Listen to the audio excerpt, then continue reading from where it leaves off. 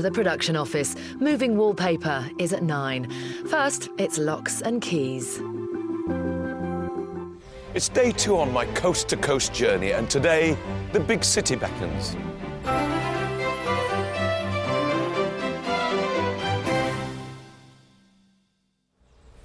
Welcome to Locks and Keys, as we set out to prove that you can travel on England's waterways from the east coast to the west coast.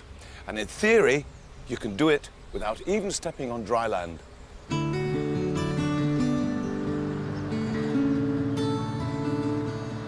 I will have to jump off board today, though, otherwise we'll miss out on seeing the delights of this stretch of the Aire Calder Navigation Canal.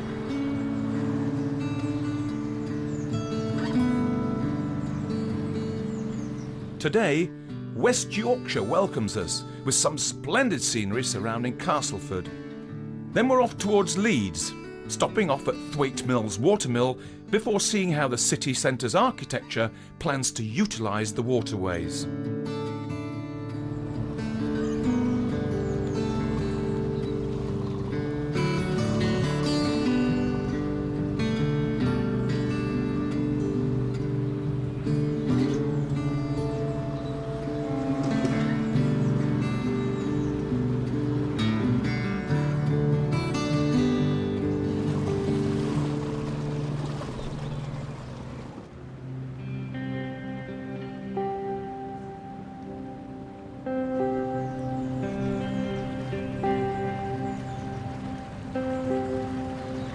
As I make my way from Castleford to Leeds, it gives me the opportunity to take in some of the wonderful sights along the Aire Calder Navigation Canal.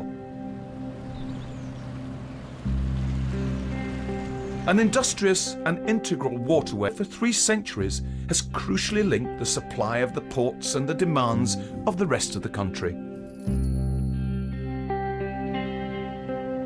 It was originally built to link Leeds and Wakefield to the River Ouse, and soon proved a blueprint for other navigations across the country.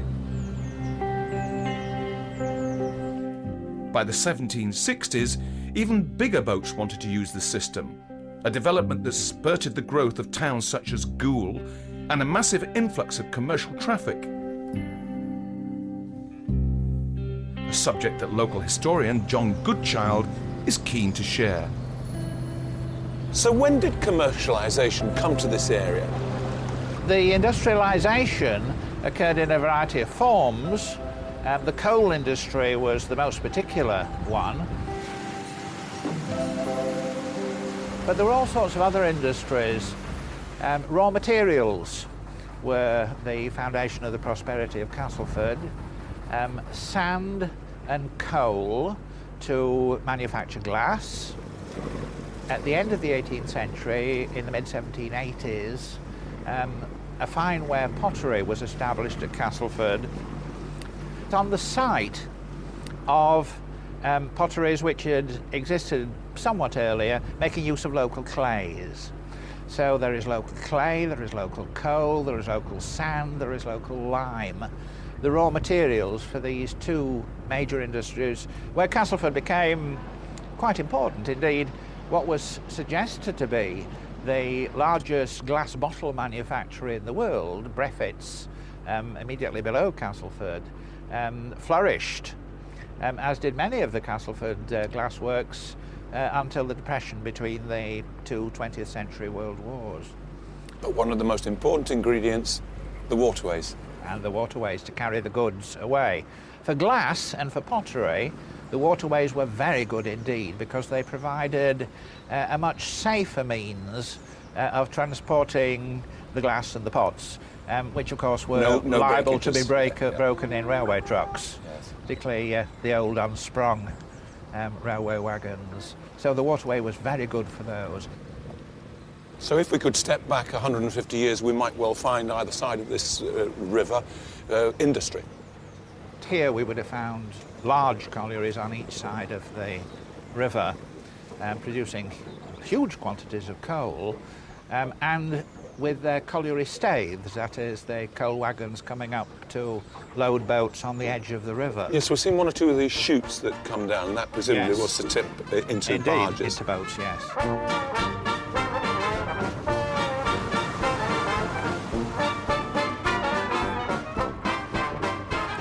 This prosperity of the Aire Calder Navigation was attributed to the chairman Thomas Bartholomew's radical decision to lengthen and deepen the locks along the canal.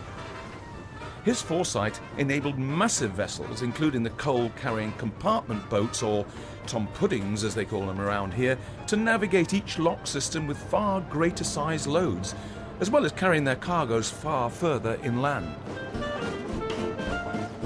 The railways spelt the death knell for many canals, Absolutely, did they not? yes. But that didn't affect the Aire Calder in the same way. No. The importance of the Aire Calder, for example, is that it served the two important industrial towns of Leeds and Wakefield, whose traffic was to increase in the period of railway competition. So there was plenty of traffic for both railway and canal, and the Aire Calder, by means effectively of this railway train on the water, was able to most successfully compete with the railways.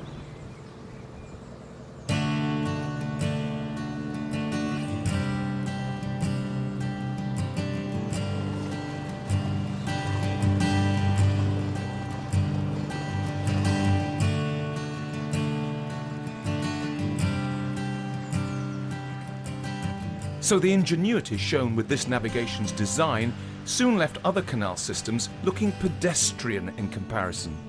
And Lemonroyd Lock near Woodlesford is a superb example of the deep lock chambers that are scattered along this canal, all of which enabled the Aire Calder to handle so many big boats in its heyday and survive its newfound rivalry with the railways. This is actually an amalgamation of two separate and smaller locks, and the water level in here rises or falls by 13.5 feet as you pass through it. Now that's what I call a lock.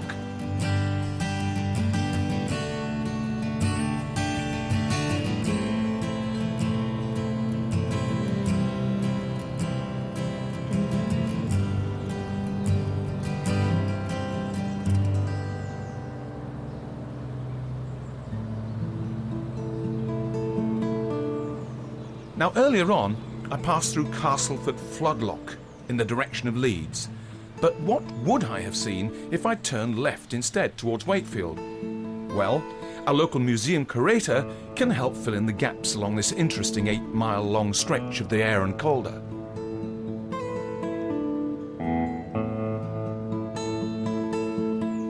This is the Wakefield branch of the Aire Calder Canal, and we're at Stanley Ferry, which is one of the jewels in the waterway crown, not just in Yorkshire, but in the whole country. Over there you have Stanley Ferry Aqueduct, which was built in 1839, and which is the model for the Sydney Harbour Bridge, only the Sydney Harbour Bridge was built 100 years later and is much bigger. This took 700 men to build, used 7,000 tonnes of stone from Bramley in Leeds and 1,000 tonnes of iron. When it opened in 1839, it totally changed the route into Wakefield, made it much faster and easier to use.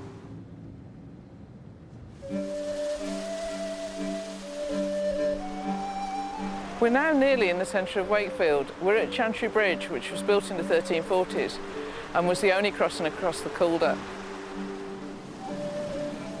On the bridge you can see a chapel, which is called Chantry Chapel.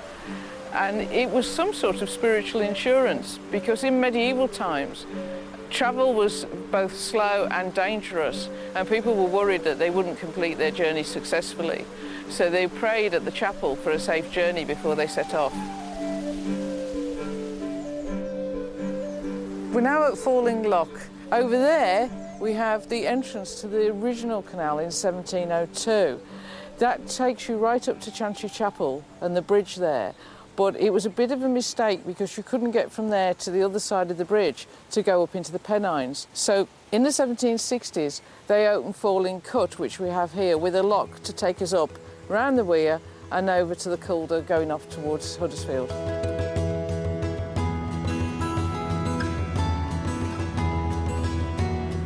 We're now at Wakefield Floodlock. Come up the canal from Stanley Ferry along here, and boats would now go up towards the Pennines along the river and the canal in that direction. And here we've got the 1790s navigation warehouse. Now this is a really important area because when the mill towns developed in the Industrial Revolution, there were no railways and everything had to be brought in and out by canal, and everything came through Wakefield. Now that's okay, but the canals in the Pennines are smaller than the canals that we've just come along. And so everything had to be transshipped here, put into these warehouses, put into a new boat and sent up to Huddersfield and Lancashire. And so you can say that Wakefield was kind of the pantry of the Industrial Revolution, because everything was stored here that the people up there needed. And if things went wrong here, then people up there had no food, couldn't sell their materials, nothing could happen. So this is a really important area 200 years ago.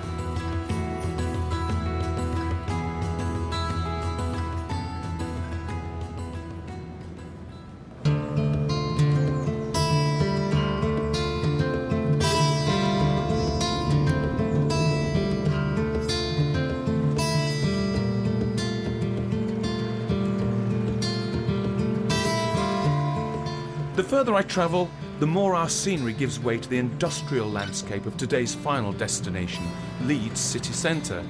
Although I still have plenty of time to look around a magnificent building that promises plenty of industry and interest.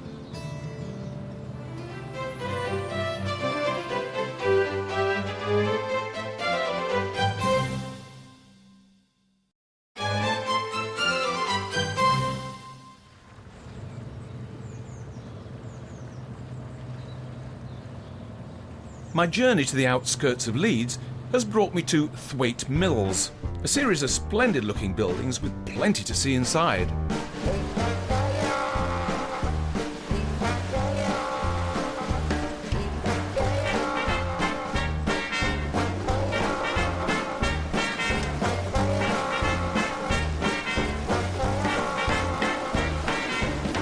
How far are we from the city centre here? It's about 1.5 miles as the crow flies, if you follow the canal. It's amazing, 'cause this is like an oasis of calm, isn't it? It is. When you look round us, you wouldn't believe it. We're in a heavily industrialised area. It's a fantastic building, obviously extremely old. What did it produce? This particular mill produced putty. It was actually a crushing mill. Is putty what you put around windows? That's right, yeah. Really? It actually finished production in 1976, so it wasn't that long ago either. It was using the power from the water to turn the wheels inside the mill, and this is how they produced the putty. And what's it made from? What is putty? What is it? It's just two mixtures. It's chalk, which is crushed, and linseed oil.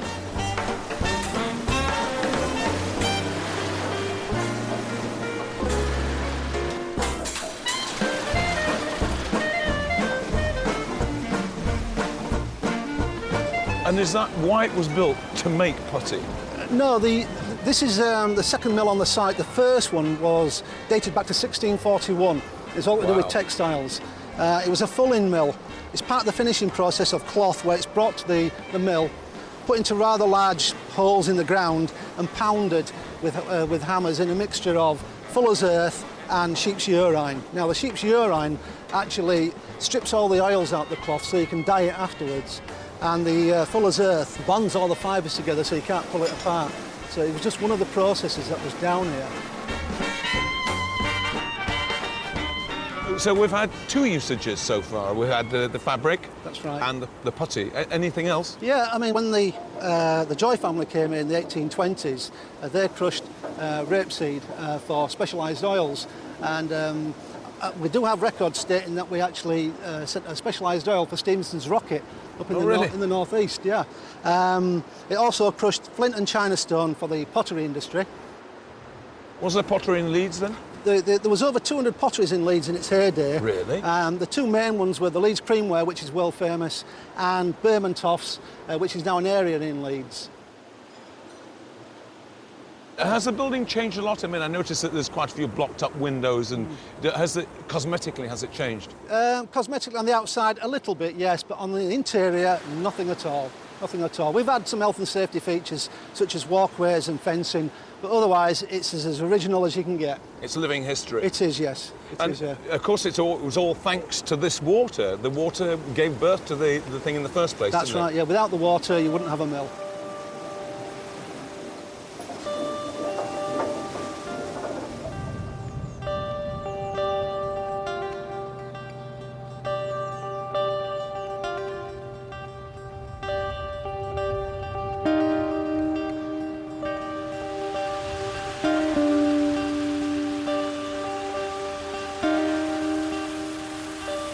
It's always interesting in locks to look at the vegetation on the side. I mean, here is nature clinging on by the skin of its teeth, but it manages. And here are plants actually growing out of the cracks in the wall.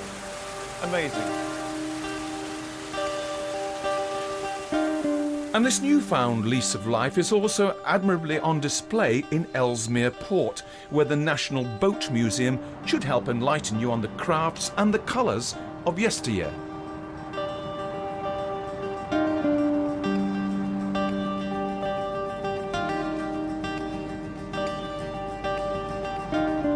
We've got about 60 boats here, and they are basically from all over the country. We've got boats from the south coast of England, we've got boats from the Midland, which are mostly the narrow boats, boats from Yorkshire, boats from sort of Lancashire and Cheshire. Basically, it's a fairly wide spread. The museum set out to preserve the boats and the way of life, and as these boats became threatened in their sort of areas, then we rescued them effectively and brought them here. Although it might seem a bit odd having a boat from the south coast up in the northwest, without us going and fetching it, it probably would have disappeared.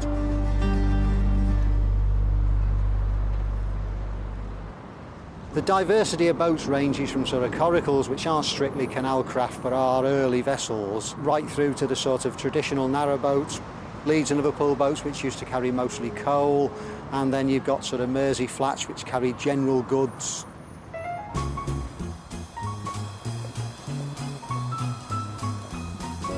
The Big Miss is a steel grain barge. She was built for the Kellogg's traffic from Manchester Docks up to their factory at Trafford Park, and basically she carried the maize and corn that was made into cornflakes and various other cereals. Concrete boats are a bit of a sort of oddity. Most people look at it and think, how does concrete float? Basically, concrete boats were built during the First and Second World War. Steel was a strategic material and therefore had to be conserved. So concrete was sprayed onto a very, very lightweight steel mesh, thus producing a relatively strong and cheap boat. One of the advantages was that they could be built by any civil engineering company, so the likes of McAlpines and people like that could probably build them. There's no traditional boat building involved in concrete boat building at all, no. It's done with sort of shuttering, or in the case of ours, it's actually made out of precast concrete slabs bolted together. Tourists can interact with our boats in a number of ways. You can sort of stand and look at them as they're sort of moored in the basin. It's the biggest experience is that you actually climb aboard, sit in the cabins, open all the doors, open all the cupboards, and just get a feel for how the crews and the families would live on these boats in very, very cramped conditions compared with today.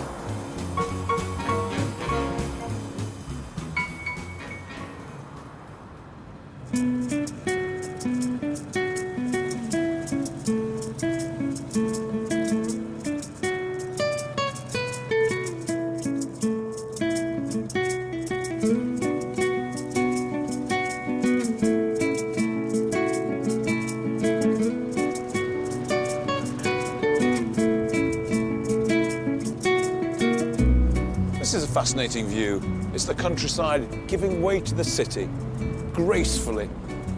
Welcome to Leeds.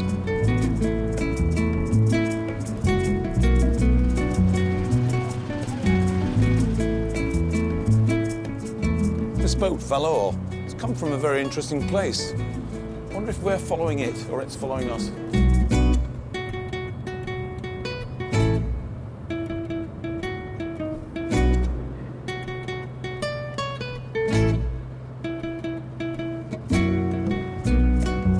This place has changed so much since I used to come here as a kid. All those years ago, it's really, really run down. And now look at it, new buildings everywhere, apartments, offices. It reminds me very much of Castlefield in Manchester, which was similarly run down, and now it's a really vibrant place to live. And Leeds is heading the same direction.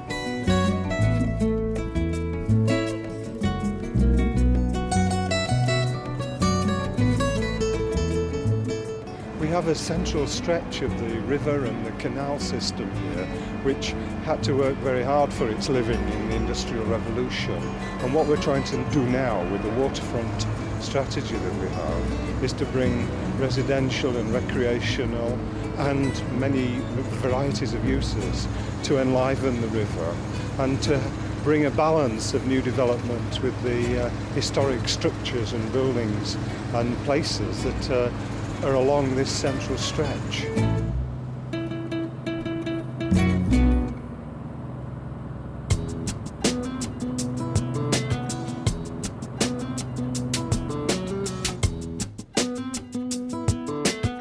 The city's history goes back 800 years, but they've always been working rivers or canals as they came later. And now we're at the point where residential development, leisure development and recreation are important to the life of the burgeoning commercial city. So the waterfront is a really crucial part of the evolution of the city from its industrial era into the new 21st century world. Along the river side and the canal side there have been surviving warehouses, and there's been a mixture of new construction and old construction in bringing those back to life. So we've been trying not to do perhaps pastiche of the old, but add new pieces which will blend with the old and enliven the old. And now there are buildings emerging with a language of their own, but actually relying on references to materials and forms from the earlier buildings. The characteristic of the city is it's remained very compact and it hasn't lost its heart. It's been gradually renewed rather than renewed in single big endeavours, and so it's that continuity and change that we are part of even now in this period of considerable developments. Monks were Cistercian monks. Next time, I'll see behind the walls of Kirkstall Abbey and revisit my childhood, before stepping back to see the town and the Times off Sir Titus Salt. Well, it's time to say goodbye to the Aire Calder Navigation, but join me next time when we'll continue our journey on the legendary Leeds-Liverpool Canal.